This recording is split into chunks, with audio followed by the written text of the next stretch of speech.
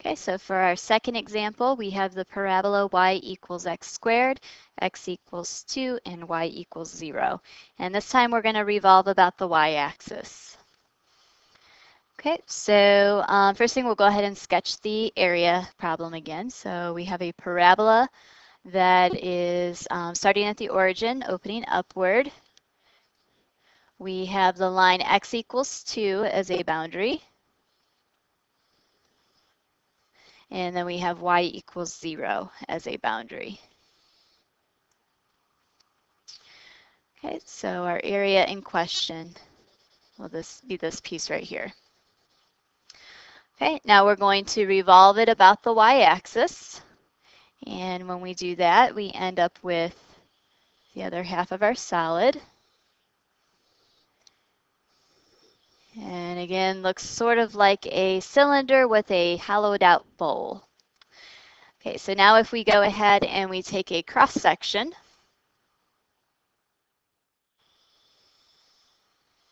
you can see that our washers will be flipped the other direction this time.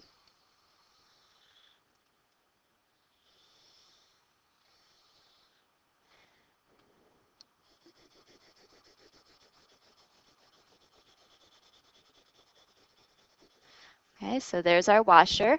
And so now what we want to do is go ahead and find what the volume of one washer would be, and then we'll accumulate them over the interval for x or y.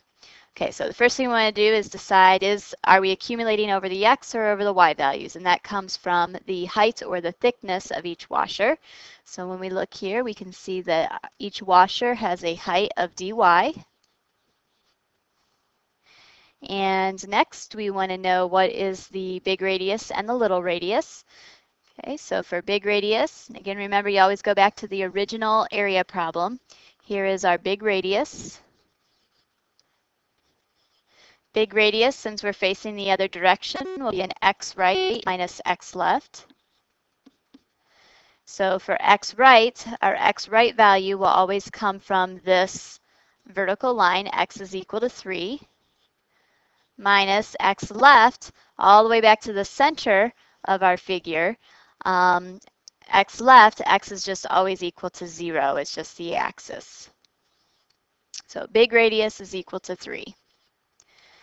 Okay, so next we want to take a look at our little radius. So little radius, again, we want to do an x right minus x left. And for our little radius, x right, that comes here from this function on the inside, which was our parabola. Now we want x is equal to, so from our original problem, that parabola had the equation of y equals x squared. But we want an x value in terms of y to get plugged in. So we need to solve that and say that x is equal to the square root of y. So x right equals square root of y. Minus x left, again, is just the axis, so x is equal to 0. So little radius is square root of y. So now we're ready to set up our volume equation.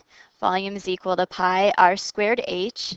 In this case, the r's, we need the big R squared minus the little r squared because it's a washer. So big R squared is going to be 3 squared minus little r squared will be the square root of y squared. And that's all being multiplied by the height, which was dy. And the last thing that we need would be the limits of integration.